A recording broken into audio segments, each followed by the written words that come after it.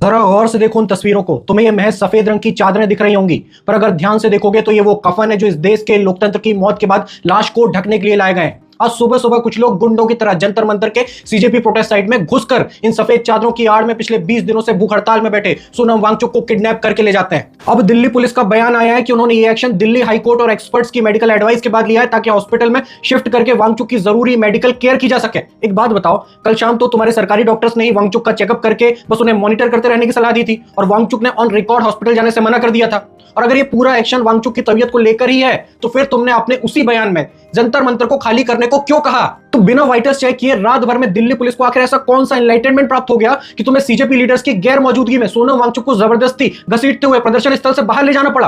और तुम लोग किसी दूसरे देश में घुस रहे थे क्या जो अंडर कवर सिविल ड्रेस में आकर किडनैप करना पड़ा?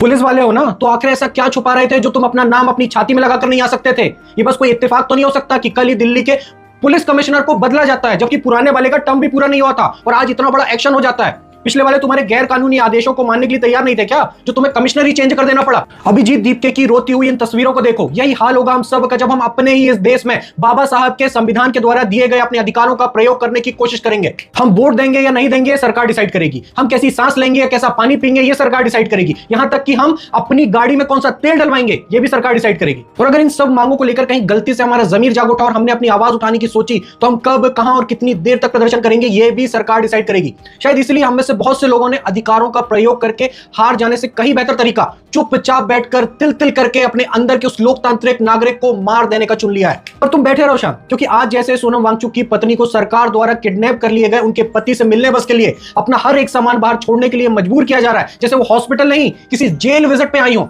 अरे तुम्हें तो पता तक नहीं चल पाएगा कि तुम्हारे अपनों को कहां गायब कर दिया गया है। आज सोनम वांगचुक के लिए आवाज उठाने वाले तो फिर भी हैं, पर उस समय तक तुम्हारे लिए आवाज उठाने वाला कोई नहीं बचेगा। एक घंटे की मदर ऑफ डेमोक्रेसी है।